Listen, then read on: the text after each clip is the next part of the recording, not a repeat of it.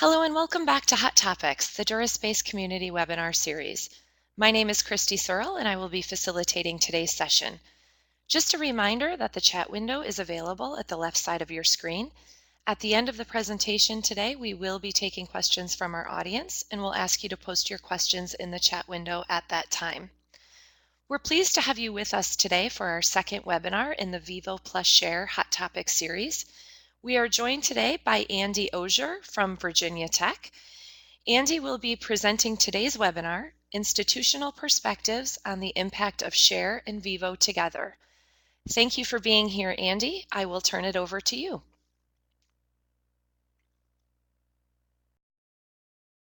Great. I hope you can hear me. Thank you, Christy, and thanks everybody for tuning in on this beautiful Friday afternoon. It is overcast and cloudy in Blacksburg, but that is just the way I like it.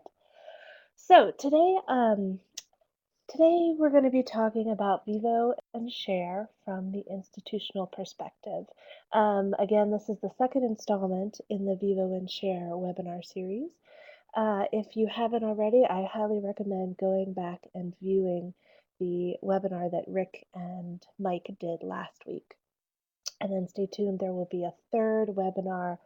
I'm not exactly sure when. Can everyone hear me? I see someone says that I need to speak a little bit louder.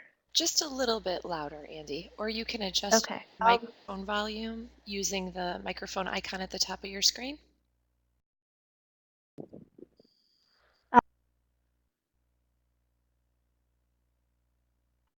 Okay, I hope that's a little bit better. That's I will perfect. also attempt to hold the microphone next to my mouth. Okay, great. So an institutional perspective, and I just wanted to point out at first that this is the perspective of Virginia Tech. Every institution, I think, will have a different way of approaching both the VIVO and the SHARE projects. I'm not saying that our approach is the correct one, but I just want to give you some sort of perspective, some context, and some examples of why we think that this collaboration, that putting these two systems together is so important. Okay, so just a very quick roadmap. I'm going to talk a little bit about myself and my experiences with both VIVO and Share. I'm going to walk you through the current and near future environment for both VIVO and potentially Share at Virginia Tech. And then on to the good stuff. I'm going to talk a little bit about why VIVO plus Share is so important for us and how it sort of fits into our overall mission as a public land grant university. I've spent a lot of time thinking about how these two systems work together and how they complement each other, but I recognize that not everyone has had that luxury, so I want to make sure that I leave plenty of time for questions. And please feel free to ask questions at any time, and I'll get to them if I can during the presentation or at the end. Okay, so who am I? My name is Andi. I'm the Associate Director for Data Services in the libraries at Virginia Tech. I lead a unit that really tries to help researchers deal with the data that is generated as part of institutional research. I coordinate the VIVO project at Virginia Tech, and I also serve on the VIVO steering group, and I'm in my first year of a 3-year term. I am also serving on the 2016 VIVO Conference Task Force. And if you are not involved in the VIVO community and you want sort of a sense of what VIVO is and who's involved, the VIVO Conference is actually a great way to do that. I attended my first conference last summer. It was in Boston. The upcoming 2016 conference will be in Denver. And there are a number of there will be a number of really great workshops and presentations and just a way to get a sense of the VIVO community. Okay. Oops, a little bit too far. So, as I said, we have a fledgling VIVO instance that is really close to being production ready. We're still working on a couple of the data sources, and I'll get to that in a minute. And we're trying to get VIVO into our production level library infrastructure. So we're almost there. We're getting very close. This is a snapshot of just a basic. Oh, someone says that they can't hear anything. I'm just going to let Christy take care of that. Let's see. Yeah, sorry, this is just a basic profile. You can see it has been branded with the classic maroon and orange of Virginia Tech. And this happens to be the profile from my boss, Dean Tyler Walters, who also happens to be the founding director of Share. So there are some sort of cross-pollinations here that we're working with. Just in case you're curious, we were able to harvest data from Share into a VIVO instance. In preparation for this webinar, we did a little bit of testing last week. And here you can sort of see the result. Now this data hasn't been merged with our other VIVO instances yet. That is the next step, but I did want to let you know that we have been able to independently test this process and it does work. Okay, before I move any forward, Christy, is the audio stuff sorted out?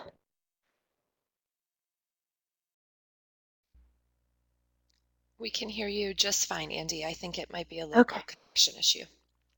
perfect.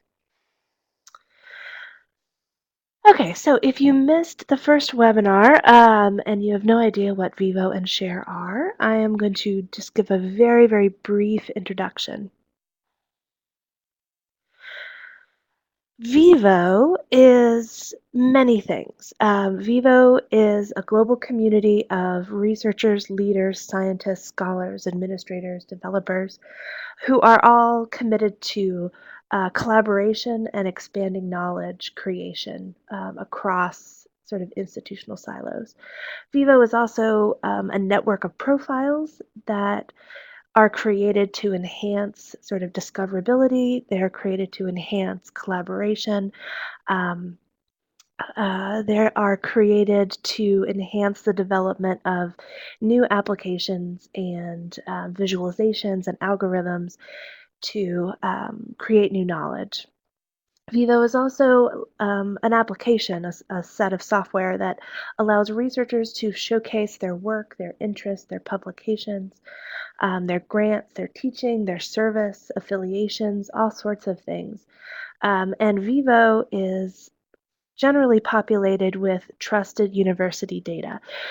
So a lot of times people ask me, well, what's the difference between VIVO and academia.edu or VIVO and ResearchGate?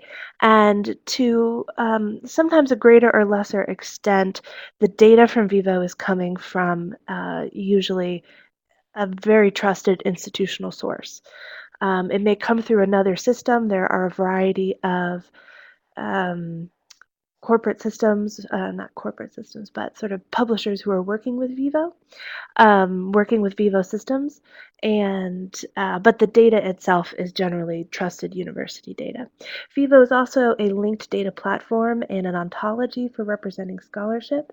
It encourages research discovery, expert finding, all sorts of network analyses and assessment of research. So at its most simple, VIVO is a platform that takes that trusted institutional data and transforms it into a series of open records that can help researchers and faculty represent their scholarly effort. Here you can see two VIVO profiles from two different VIVO instances. Mike Conlon's VIVO profile. Mike is the VIVO lead for DuraSpace. And I believe that his profile is in the University of Florida VIVO system. And then you can sort of see Tyler's profile from our own Virginia Tech VIVO instance.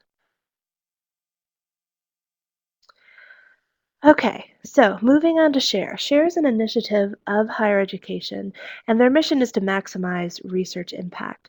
So the Share team has built a really cool, free, open often updated and easily accessible data set about the scholarly products of higher education. Share gathers data from a variety of providers, brings everything together, and then pushes that data or allows that data to be brought into sort of consumer applications. Now, interestingly, this is the really interesting thing for me. VIVO is on both sides of the share equation. VIVO can be a data provider and VIVO can be a data consumer for share. Um, and Moving on to the next slide, it creates this interesting life cycle through which the trusted data can flow. Data in a Vivo instance can be harvested by Share, enriched, and then fed back into Vivo.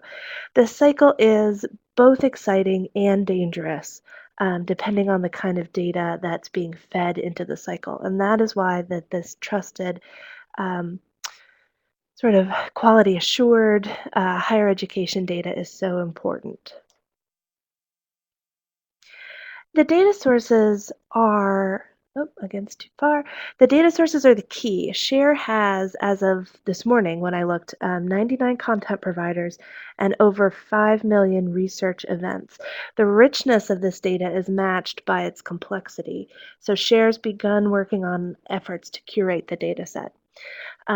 Anyone with experience working with aggregated data knows that this is going to be a huge undertaking. However, it's also incredibly important. Being able to assure the quality and standards of the data is so important to this research ecosystem. One bad data point could really sort of spoil the bunch when we're talking about a system that feeds into a cycle. So Share has this very well in hand, I think. They recently made a call for Curation Associates uh, in order to gather a cohort of folks who can start strategizing on how to curate the data and assure its quality. And I think that they've really recognized the importance of this step, and I think that they're really dedicated to getting the work done. All right, so the environment at Virginia Tech. Um, we are in the process of implementing both elements, symplectic elements, and Vivo. Um, to the sort of casual observer, these systems may seem like they do the same thing, but they're actually quite different, or at least the purpose of them is quite different. Elements for us is our internal faculty reporting system. It is being pushed by the provost office and it is for Virginia Tech only use. So nobody on the outside will be able to see, hypothetically, the data inside of symplectic elements. And the real purpose of elements is to allow us to collect and report on the impact of the research at Virginia Tech. Now, we are going to be pushing some, not all, but most elements data into VIVO. VIVO is the system that we expect to have all of our public Virginia Tech profiles. The data will be open, structured, and trusted. It will support reporting and visualization. And the purpose of VIVO really is to increase the impact and visibility of both scholarship and research at Virginia Tech. So really the bottom line is VIVO will allow us to increase the impact of our research. Um, so what kind of data will be pushed from Elements into VIVO? People. So some of the data is coming straight from HR, from Banner. Publications, we're feeding it through Web of Science, through some Crossref metadata. There's integrations with ORCID and Figshare and possibly Scopus. I'm not sure about that. I'm going to have to check. But we can get publication data from VIVO. Grants will be fed in directly from our Office of Research. Grants that have been cleared as non-classified and that can be put into these systems. The teaching activities of all of our faculty and the professional activities will be pushed from Elements into VIVO. Now, as a vehicle for faculty reporting, Elements also represents a deposit workflow for getting items and metadata into our institutional repository, known as VTechWorks. Um, while curating their profile in Elements, the faculty or their proxies have the option to deposit objects straight into VTechWorks and link to them directly. These links then are passed directly into our Vivo instance at the next harvest, which enriches the data and provides more exposure and access. So this is really what we have pretty much working now. We're about to go live with Elements. We're very close on Vivo, and we're working on the Elements VTechWorks connection. So where does Share fit into this? VTechWorks is also a data provider for Share, along with the other 98 data sources. Um, and the really interesting thing is how the data is sort of pushed from VTechWorks into Vivo. I think it can come in through a couple of different ways. So the data, this really is sort of a circle. So the data from VTechWorks that represents the research output of our university can be pushed into Share and enriched with all of the other shared data sources. So links across institutions, links to other co-authors, links to other grants. Um, Anything that is not necessarily reported into our Elements instance should be captured by Share and then fed into Vivo. In addition, all of the data that is in our Elements instance and being pushed to Vivo could be fed back into Share. Now, again, every institution can engage with Share differently. This is just the way that we envision the flow of data to be set up. Okay. Oh, goodness. All right. So the fourth, the last area that I want to talk about today that you may not be able to really see on this slide, the impact and advantages of Vivo and Share on the institution. And that's really what I wanted to talk a little bit about today. So, why Vivo and Share is so important for Virginia Tech? Well, it openly exposes the trusted Virginia Tech data and allows us to tell the whole story of our research impact situated within this global research environment.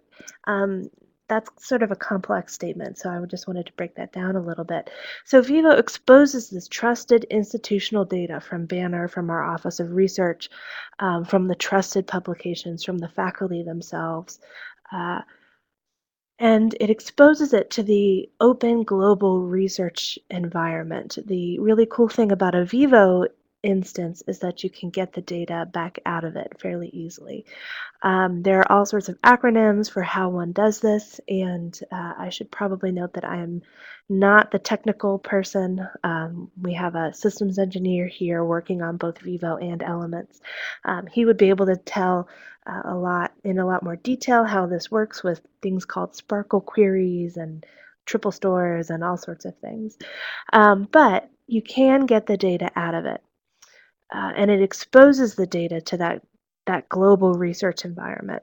And then Share creates these links and enriches the data across these complex research environments. So on one hand, we have Vivo exposing, and then we also have Share enriching. And remember that this is a cycle, so it's feeding back from Share into Vivo, from Vivo into Share. So the result is that we should be able to, in the future, someday, get a holistic view of our institution's research and scholarly achievement in this global setting.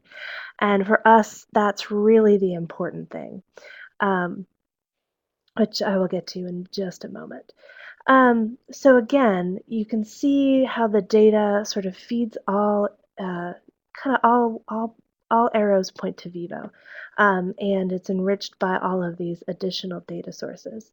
And actually, this arrow from Share into Vivo, I think, should have an arrow on the other end because the data can flow in both directions.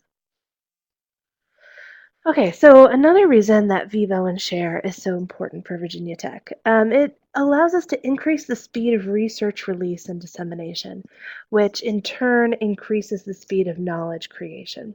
So Share Notify is sort of the first step, I think, in the Share project. Um, I may be wrong. Building the data set may have been the first step, but Share Notify is also really important. Share has this way to push research release events, and you can push those events straight into VIVO.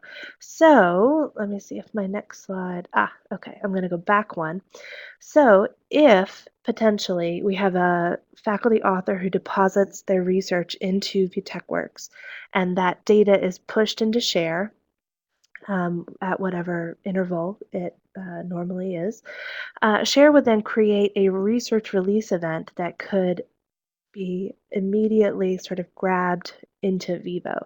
And that would be much faster than sort of the typical um, length of time that it takes to get an article published. Sometimes you can speed up the publication cycle fairly quickly, sometimes it takes longer. The really cool thing I think about Share and VIVO, especially with Share Notify, is that it's going to increase the speed of this research release and dissemination.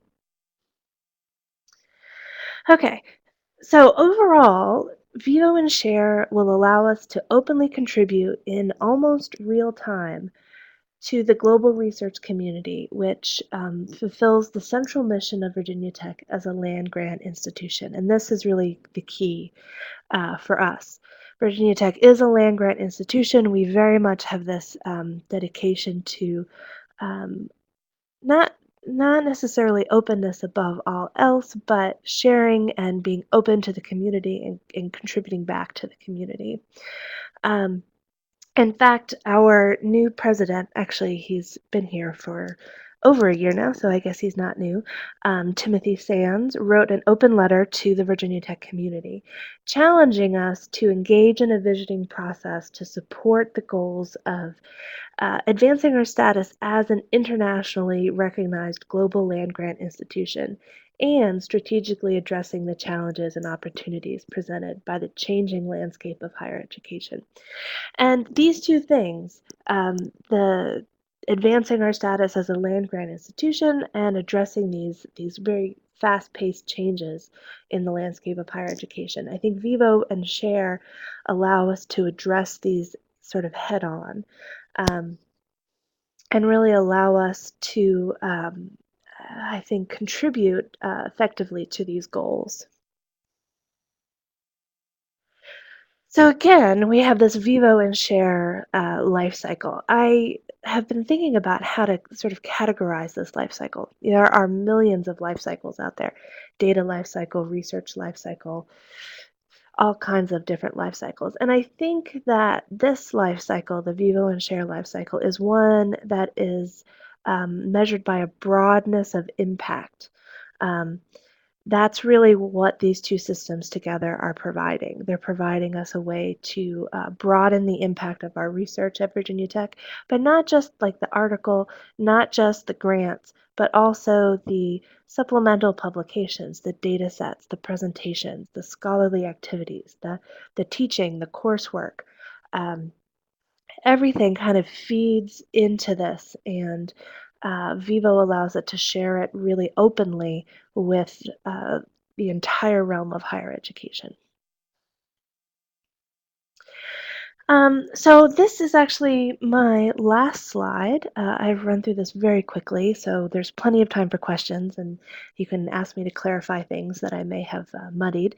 But this is from a piece that my colleague at James Madison University, Yasmin Shorish, wrote on ARL Tech Connect blog fairly recently.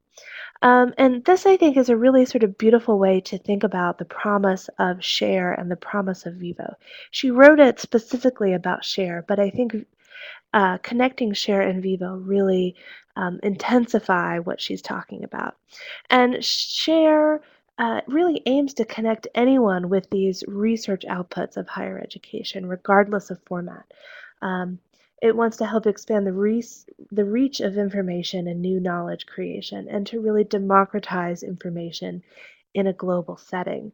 I think with VIVO, it's also democratizing institutional research in a global setting, the impact of institutional research in a global setting.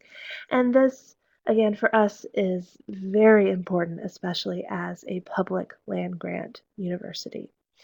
Um, so that is my last slide. Um, I'm happy to take many questions uh, and hope to hear from you. Thank you. Thank you, Andi. Participants, if you have any questions for Andi regarding her presentation, please type it in the chat window and we will take those questions in the order which they are received.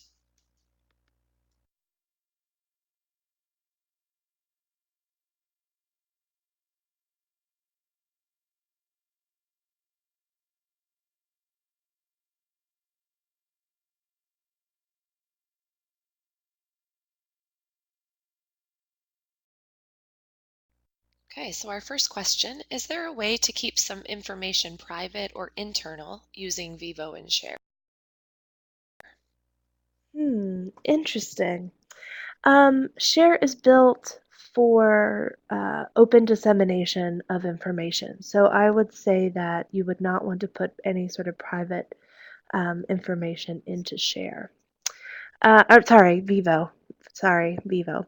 Vivo is built for open dissemination. Share is actually also built to sort of openly gather everything and make it available. So private or internal information should not be placed in either of these systems or sent to either of these systems. And that, if I can go back to one of my early slides, I'll go here.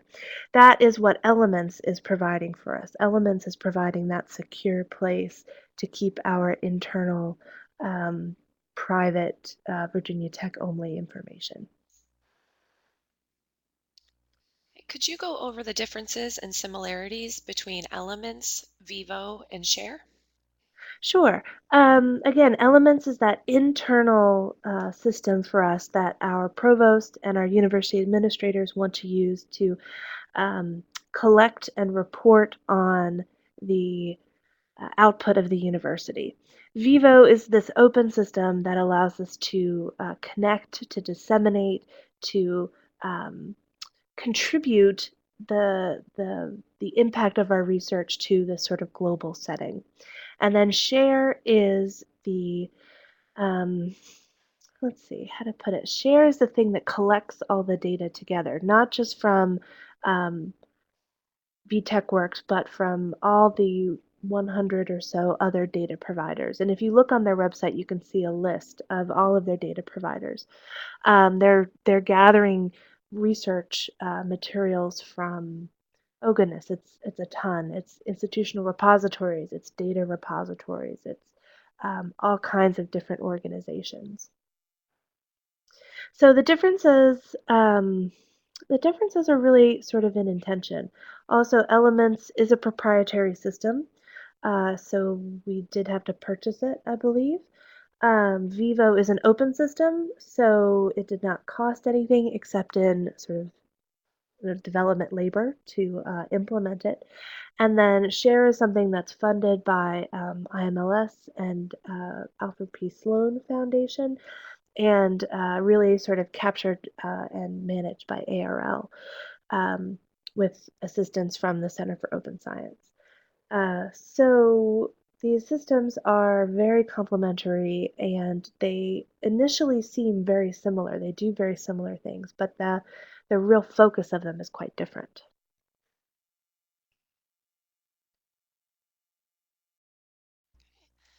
Andi, what kind of reporting comes out of VIVO? You can really, the sort of magical thing about Vivo is that you can do any sort of reporting you want with it based on the data in the Vivo ontology. Um, so let me see if I can go back to one of my earlier slides about Vivo. There it is. So again, Vivo, what you put into it is sort of what you get out of it. VIVO systems can be connected. Um, there's a browser applet called, I'm blanking on the name of it. Someone in the chat probably knows. Something light, Searchlight, VIVO Searchlight, perhaps, that allows you to search terms across a variety of different VIVOs. Um, you could create a CV or a biosketch out of the Vivo data, but none of this is really native into the Vivo interface. This is all stuff that you could pull data out of Vivo in order to um, collect and report. Does that make sense?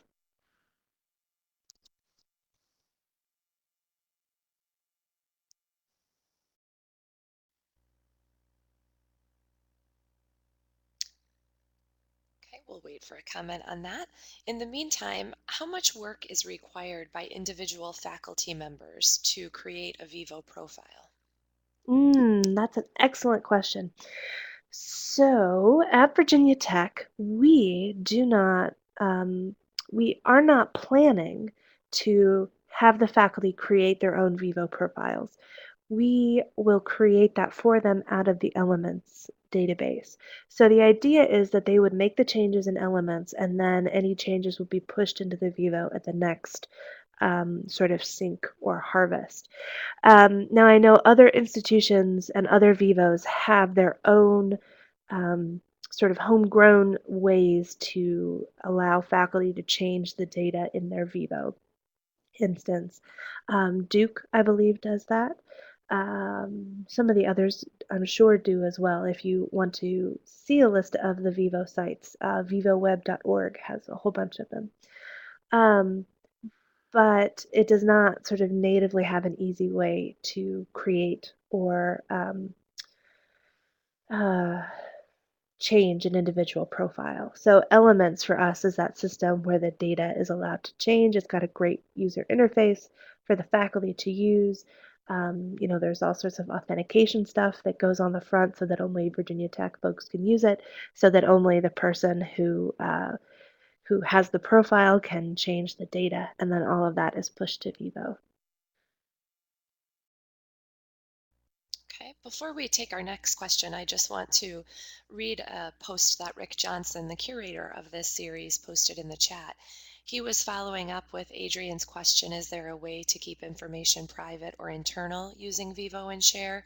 And Rick said that Andi was correct, that Share is focused on open access. It does also have a mechanism for recording embargo dates, and then it's really up to the data provider whether they wish to push records to Share before or after an embargo clears.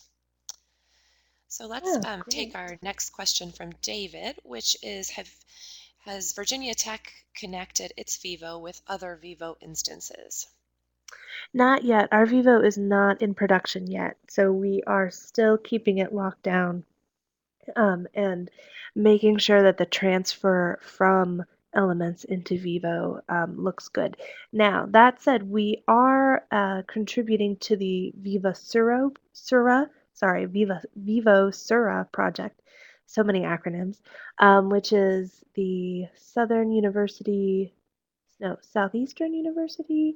Research Association, perhaps, which is a whole bunch of research universities in the South getting together and trying to link together a couple of Vivos to facilitate research discovery, grant writing, that sort of thing.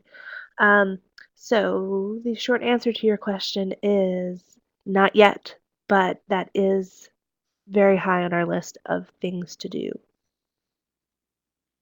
and it can be What would done.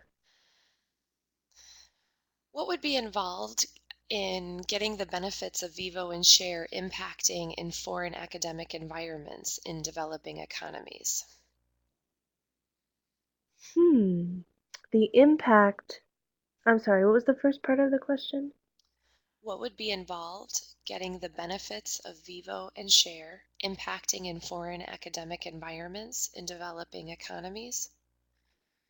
Huh. What an interesting question. Um, so what would be involved in Well, you would have to set up the Vivo system and you would have to connect it to Share. So in terms of what would be involved in this, having a Vivo implementation, having it hosted, hooking it up to Share, um, that's really where I think the resources would go. The benefits, the benefits would be very interesting. Um, hmm, Not being an expert in academic environments and developing economies, um, so take this with a grain of salt.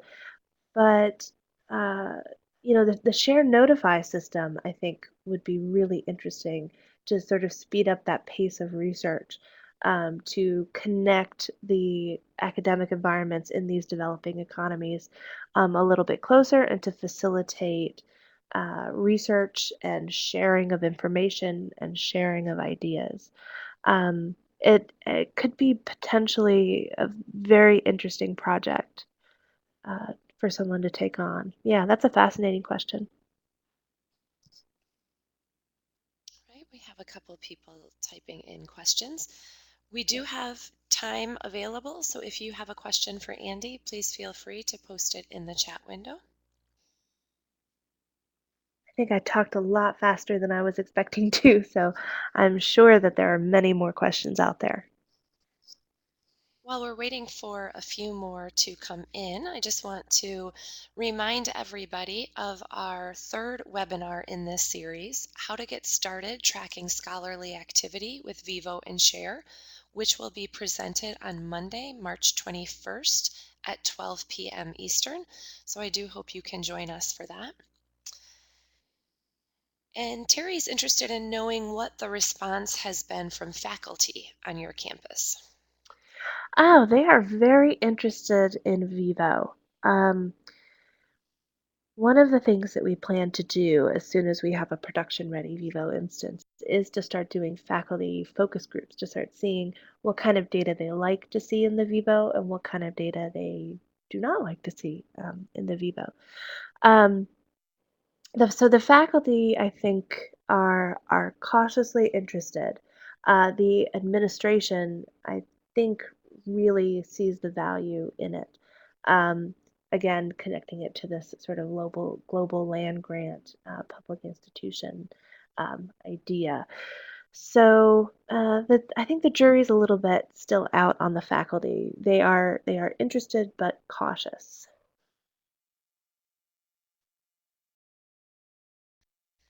Andy, do you know the name of the company who sells elements? Yes, their name is Symplectic Elements. They're a digital science company.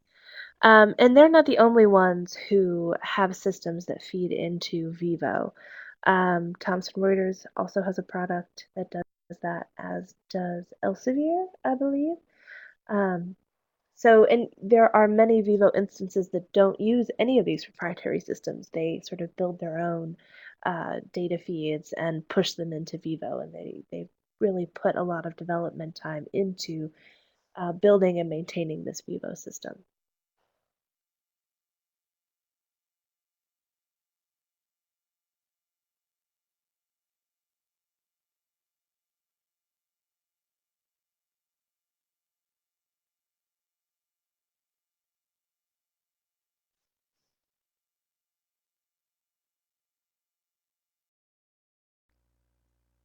We have a few more questions coming in.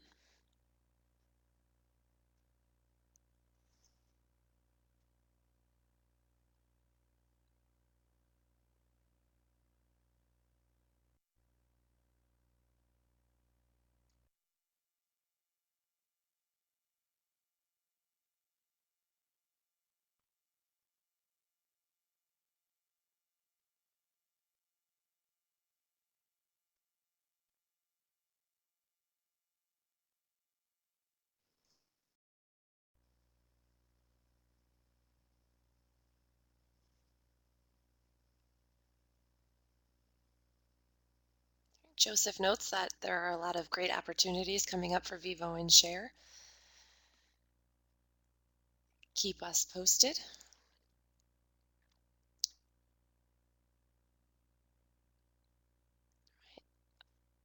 Are there any more questions from our audience today?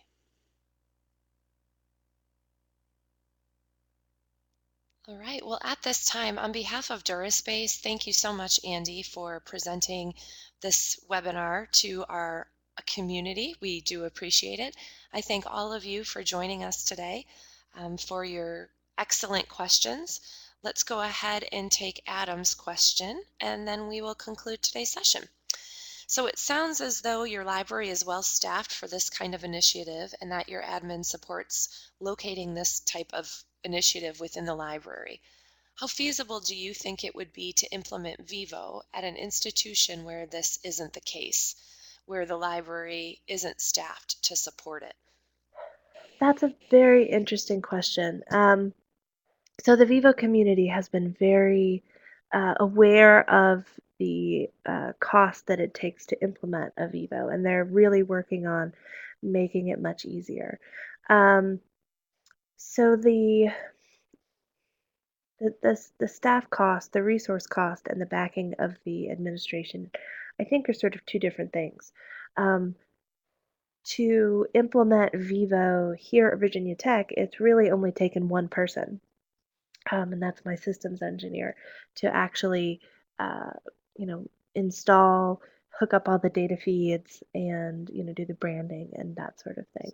Um, Now, getting the data and organizing the data feeds and doing the focus groups and putting together the teaching materials, that's sort of a different thing. Um, so I think there are a couple of options where institutions that don't have the resources that we've been able to devote to Vivo. And again, they haven't been a huge number of resources. But there's no reason that smaller, or well, I don't really want to say smaller, institutions who maybe don't have these resources could, band together in consortial groups. There's no reason that um, a Vivo couldn't be sort of spread across a number of regional institutions, or could partner with one of these companies that gathers the data, that helps gather the data and then push it into a Vivo instance.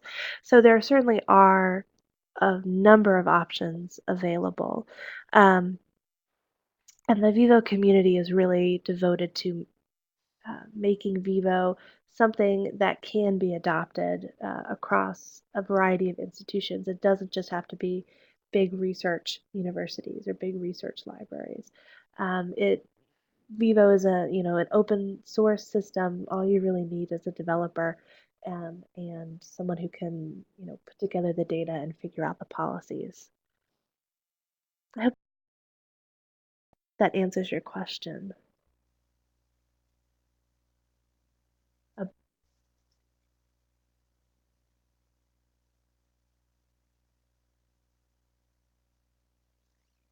okay, good.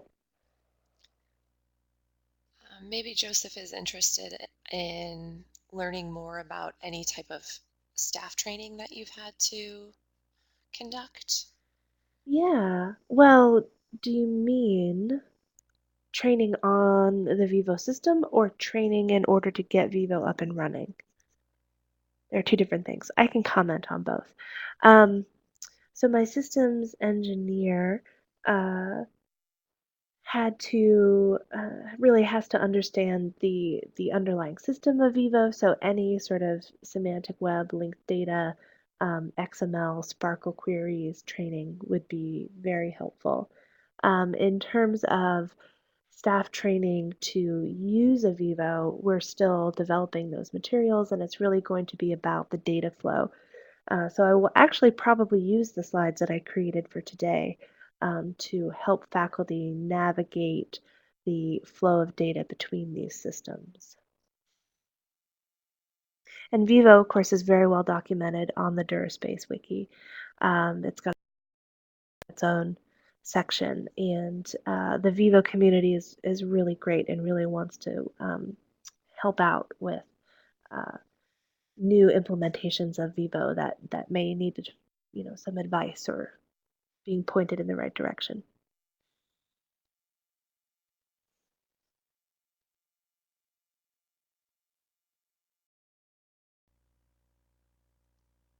All right, we've had a lot of great questions, not only about what Virginia Tech has been doing and also share, but quite a few on Vivo. And I just want to let everybody know that the Vivo 2016 conference is coming up in August. It's August 17th through the 19th in Denver, Colorado. Definitely encourage you to check out the Vivo website. And I will also post a link into the chat that is the website for the conference, and we would love to see some of your faces attend. So Mhm. I'll be thank you. there. Come look me up. All right, Andi will be there. She'll be taking more questions. Well, again, thank you so much, Andi, and thank you all for attending. As I mentioned earlier in the chat, this webinar is being recorded, and both the webinar recording and slides will be made available at duraspace.org/hot topics, and we encourage you to check those out on Monday. And another thank you to Rick Johnson, who has been the curator of this series. And we look forward to seeing you for our third and final webinar in this series on Monday, March 21st. So until then, have a great weekend, and we look forward to seeing you at our third webinar. This concludes our session today. Thank you.